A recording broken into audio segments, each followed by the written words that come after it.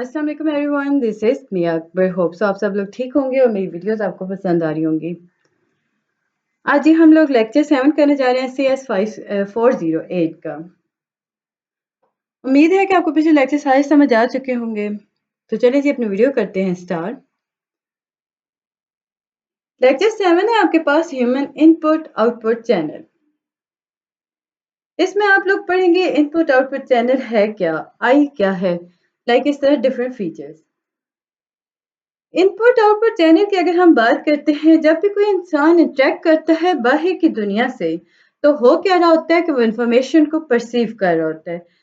हम उसमें कहते हैं कि वो रिसीव कर रहा है और देन वो सेंड कर रहा है। अब ये जो रिसीव करने का अमल होता है इसे हम इनपुट कहते हैं, और जो सेंड करने का अमल होता है इसे हम आउटपुट कहते हैं।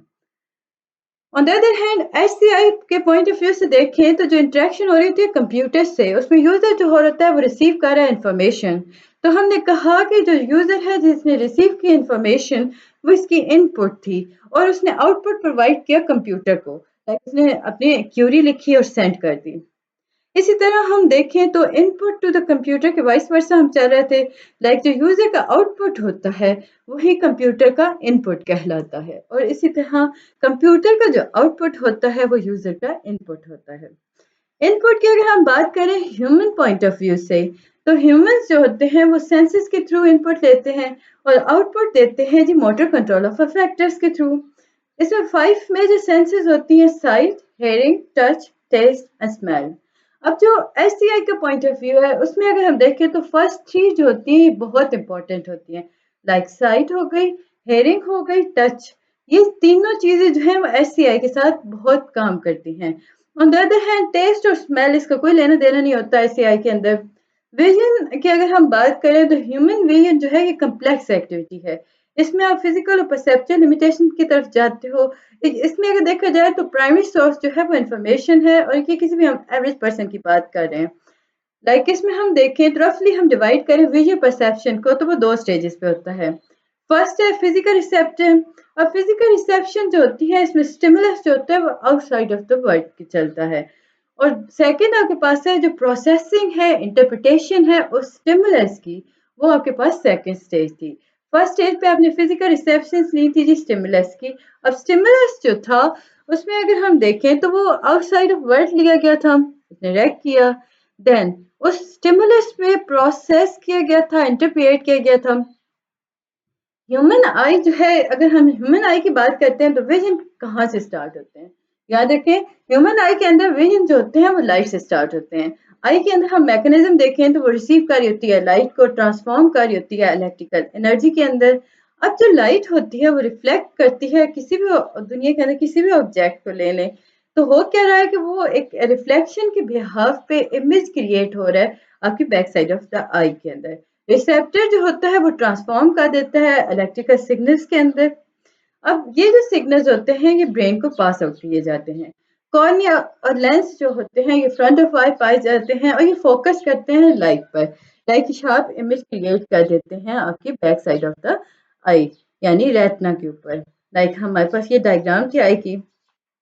हमने बात की कॉर्निया की। कॉर्निया आपके पास देखिए फ्रंट ऑफ आई है, और रेटिना आपके बैक ऑफ आई पाया जा रहा है, यानी यहाँ से लाइट ने रिफ्लेक्ट किया, वर्क किया लेंसेज पे होते हुए वो रेटिना के पास आई। इस पूरे प्रोसेस को हम डिटेल में पढ़ेंगे, बट आपको दिखाने के लिए कि आपकी डायग्राम कैसी है इसलिए हम यहाँ पर आए। अब फर्दर हम देखें तो आपके सामने आता है कि जो रेटिना होता है ये लाइट सेंसिटिव होता है, याद रखें। और इसमें 2 फोटो रिसेप्टर्स पाए जा रहे होते हैं। फर्स्ट है रॉड, सेकंड है कोन्स। अब रॉड्स हैं क्या? रॉड्स बेसिकली ये भी हाईली सेंसिटिव होते हैं जी लाइट से।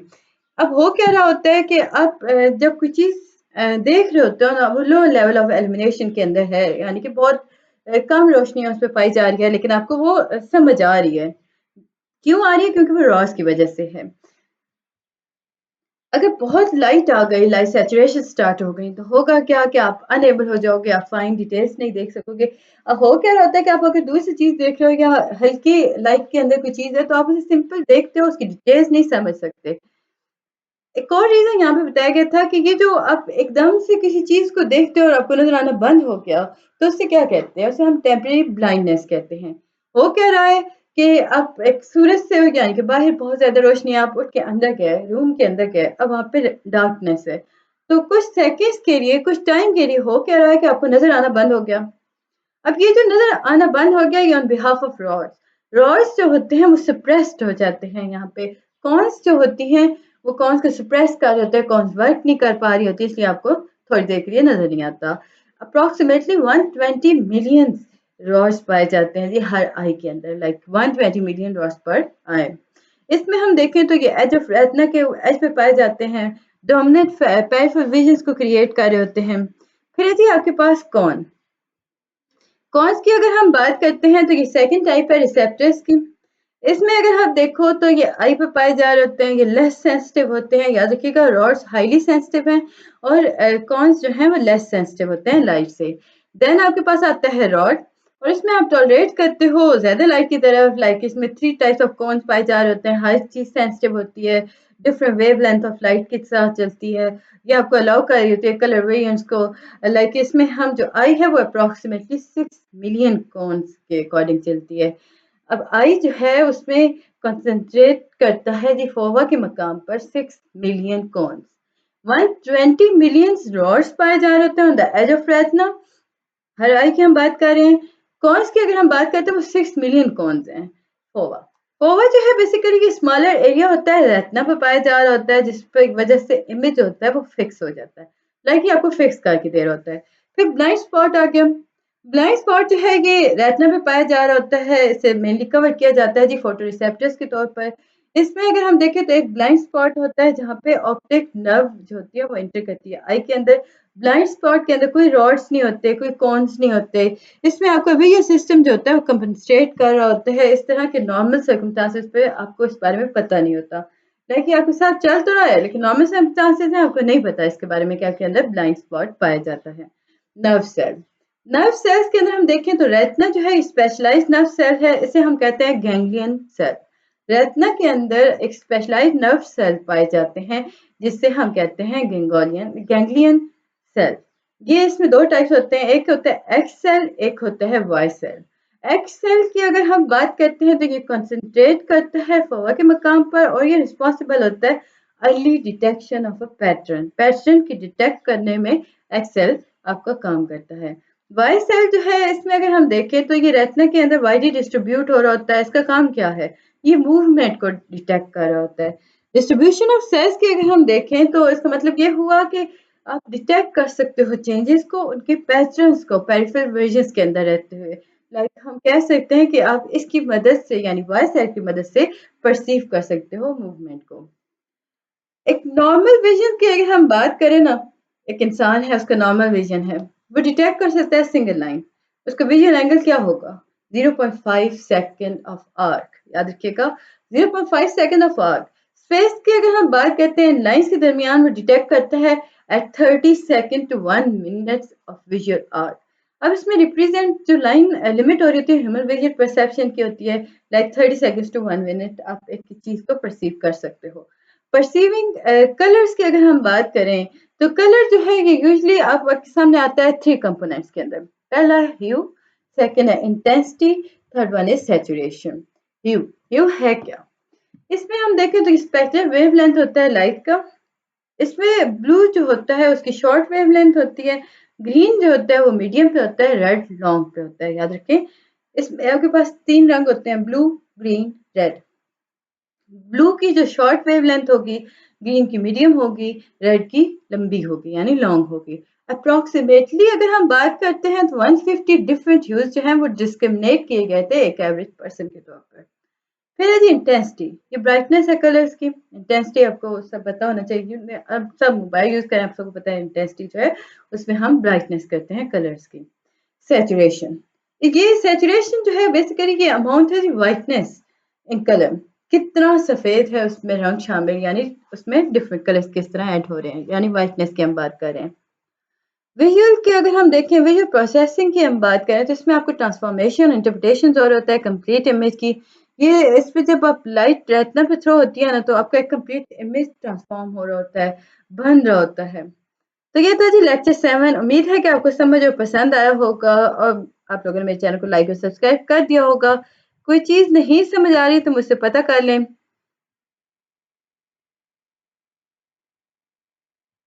हम इससे थोड़ा करते हैं क्योंकि ये आपके पास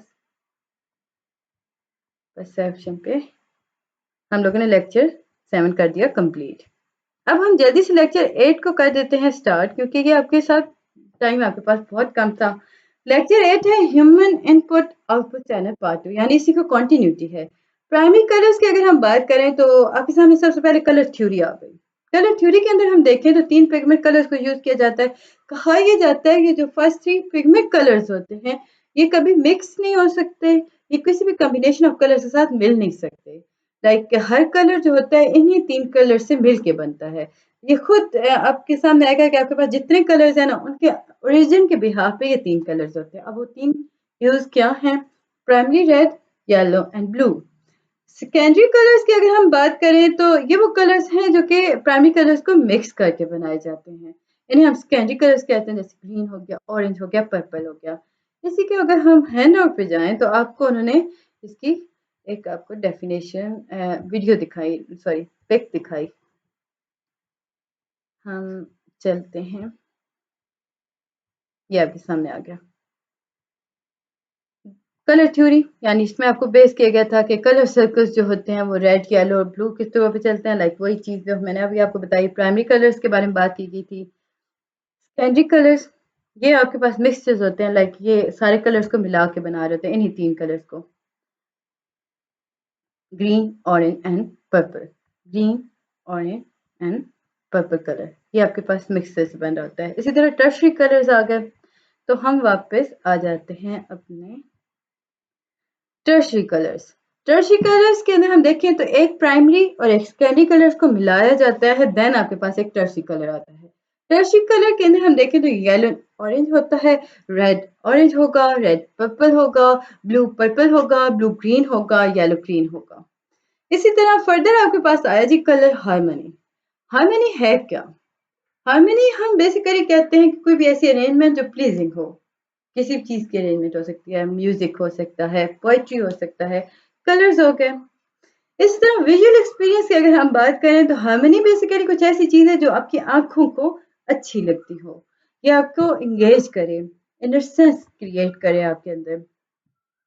इसमें देखिए तो ये जब हम किसी चीज़ के बारे में कहते हैं कि हार्मोनियस नहीं है, तो उसका मतलब क्या है? या तो ये बोरिंग है या चॉटिक है।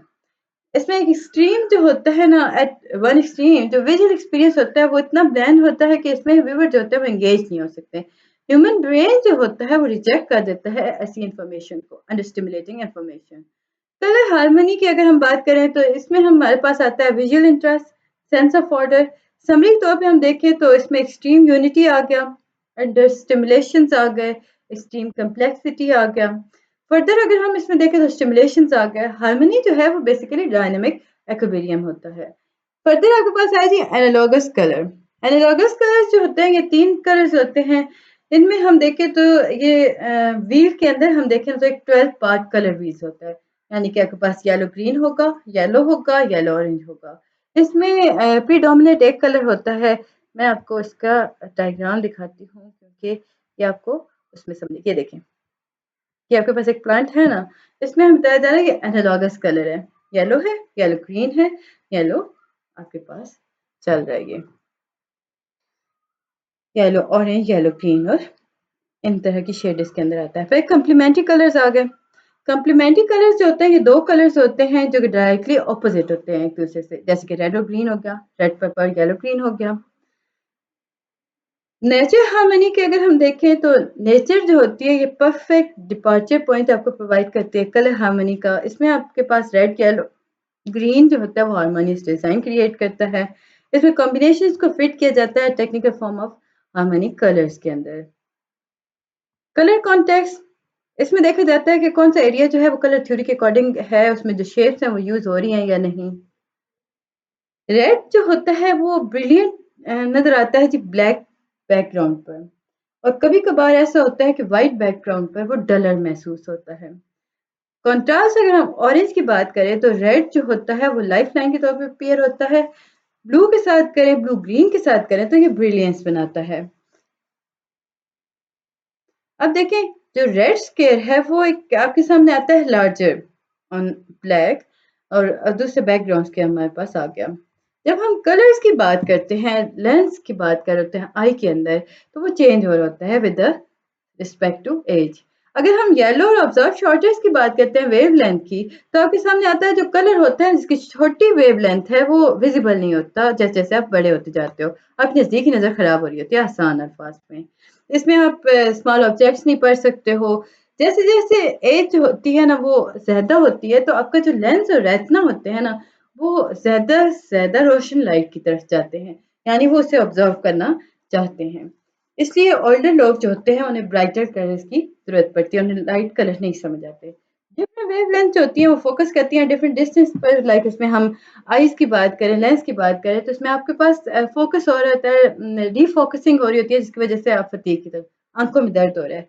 और क्योंकि आपके रेटिना सही वर्क नहीं कर रहा, वो लाइट को एमिट नहीं कर पा रहा, ऑब्जर्व नहीं कर पा रहा, तो आपकी आँखें खराब हो रही हैं, उन्हें दर्द हो रहा है। इसमें गाइडलाइन आपको दी गई थी कि जो ओपोनेंट कलर होते हैं वो एक दूसरे के साथ अच्छे से जाते हैं, जैसे रेड और ग्रीन हो गया, येलो और ब्लू हो गया। इसमें एडजेसेंट कलर को आप ह्यू सर्कल के अंदर पिक करते हो नॉन एडजेसेंट कलर को। इसमें साइज जो होता है ना वो डिटेक्टेबल चेंजेस करता है जी कलर वेरीज के साथ। लाइक हम इसमें देखें तो आपको बहुत मुश्किल हो जाता है ये समझना कि रेड के अंदर चेंजेस कैसे आई, पर रेड ग्रीन कलर ऐसे होते हैं जिनके अंदर चेंजेस करना, येलो अगर आप ऐड करते हो तो वो मुश्किल हो जाता है। ओल्डर यूजर जो होते हैं ना उन्हें हाई ब्राइटनेस लेवल चाहिए होता है ताकि वो डिस्टिंग्विश कर सकें, कलर्स को ज़्यादा रोशनी की ज़रूरत होती है।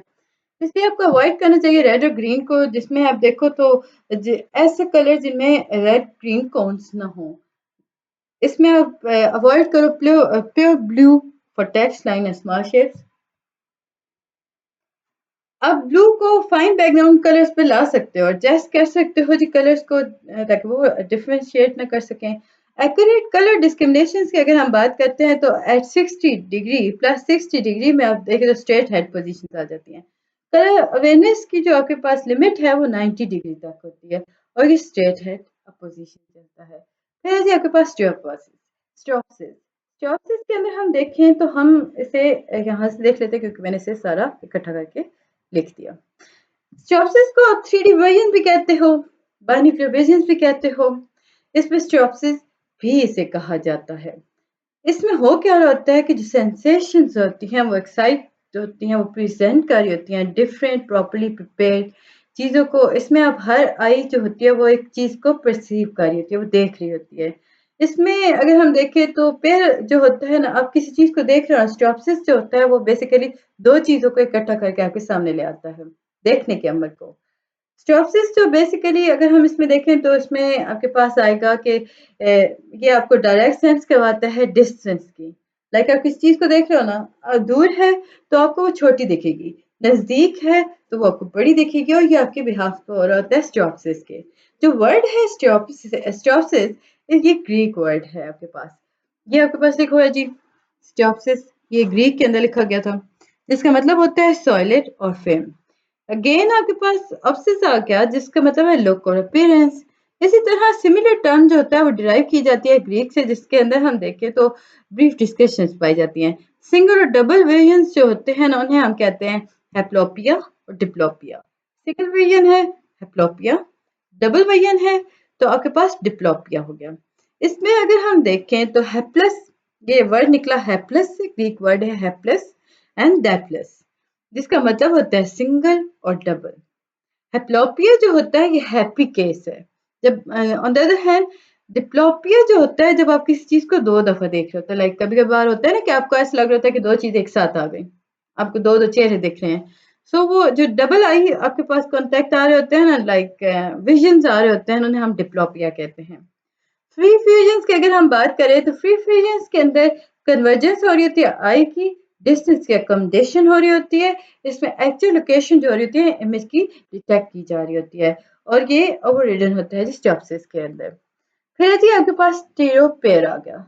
स्टीरियोस्कोप इसमें हम चेंजेस करते हैं, डायरेक्शंस की तरफ जाते हैं। 2 इमेज जैसे कि आप देख रहे होते हैं वो फिक्स्ड हो जाते हैं नॉर्मली, इसमें कन्वर्जेंस आई की आ जाती है और ये इमेज जो होते हैं इन्हें हम स्टीरियो पेयर कहते हैं।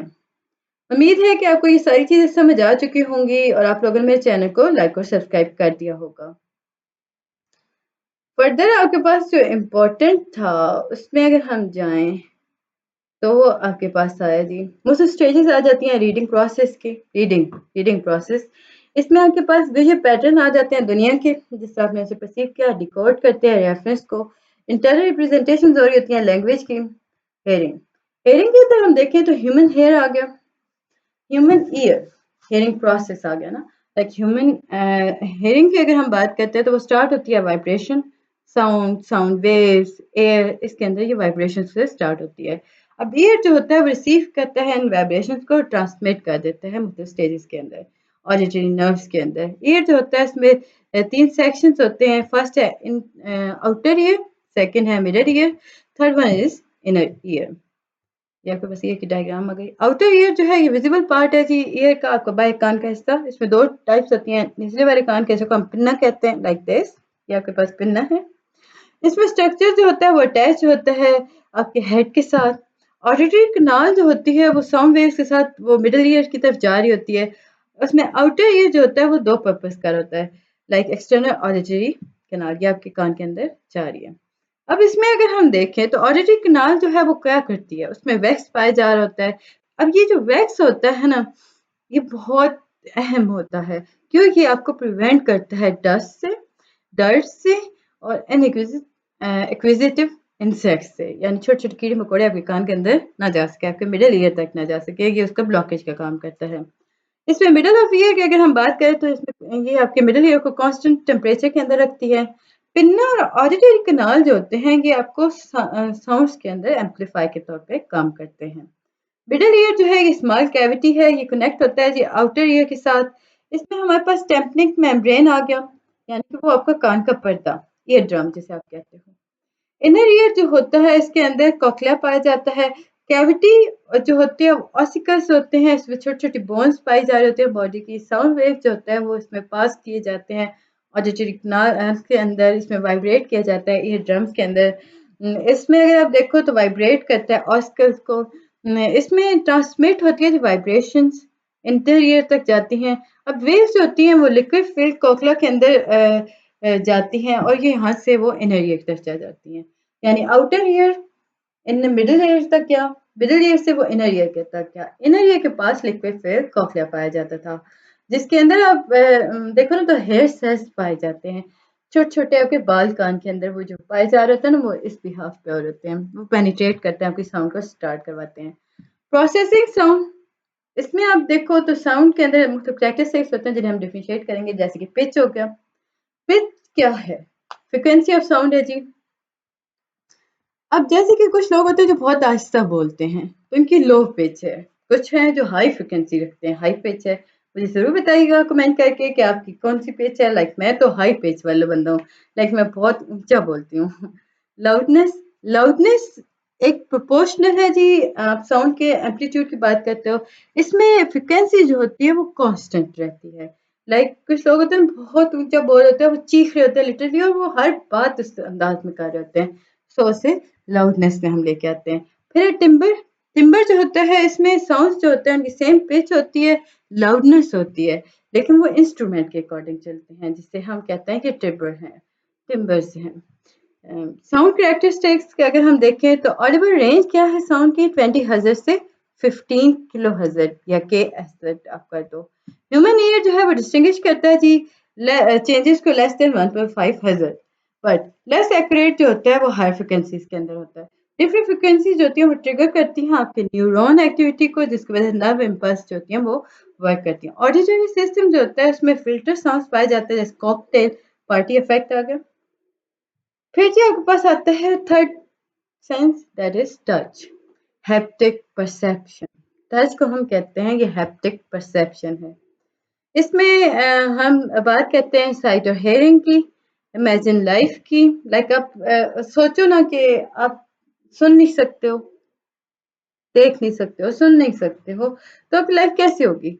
टच जो होता है ये आपको इन्फॉर्मेशन देता है एनवायरनमेंट के अकॉर्डिंग। कभी कभार आप किसी चीज को छूते हो तो आपको एहसास होता है कि वो गर्म है, वो ठंडी है। यानी वो आपको वार्निंग क्रिएट करके दे रहा है, फीडबैक दे रहा है कि आपको उस ऑब्जेक्ट को हाथ लगाना है या नहीं। हैप्टिक परसेप्शन बेसिकली इसमें आप देखें तो आपकी स्किन के अंदर सेंसेस पाए जा रहे होते हैं, जैसे कि हैंड हो गया, आर्म हो गया, वो रिफ्लेक्ट कर रहे होते हैं। अब मूवमेंट जो देखें तो इसमें हम हैंड जो होता है ना वो एक्सप्लोर कर रहा होता है मुख्तलिफ टाइप्स ऑफ माइक्रो रिसेप्टर्स को। लाइक उसमें हम देखें तो वो मुख्तलिफ चीज़ों को देख रहा होता है, एक्सप्लोर कर रहा होता है। अब उसमें डिफॉर्मेशन हो रही होती हैं, थर्मो रिसेप्शन इन्वॉल्व हो रहे होते हैं, वाइब्रेशन हो रही होती हैं स्किन के अंदर। Haptic versus visual.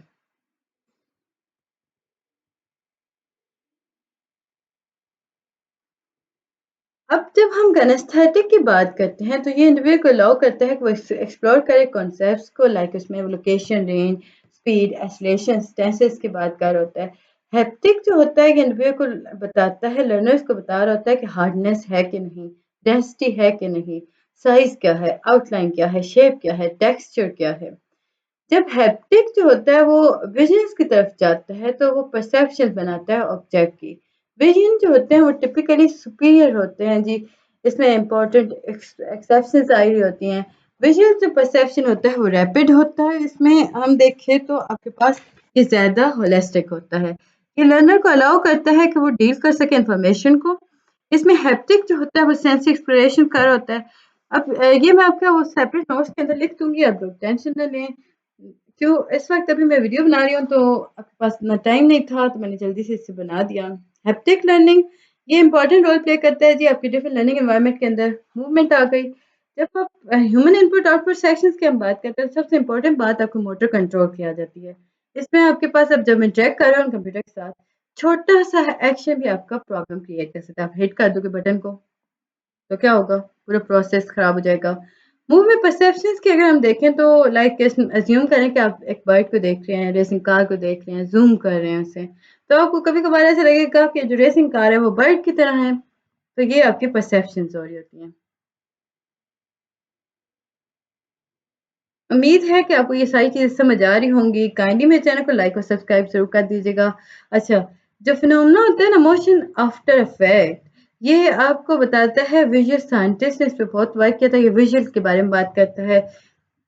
लाइक इसमें देखा गया था विजुअल सिस्टम जो है वो उसमें मोशन डिटेक्टर्स पाए जाते हैं, न्यूरॉन्स पाए जा रहे होते हैं, मतलब एक्टिविटीज़ हो रही होती हैं।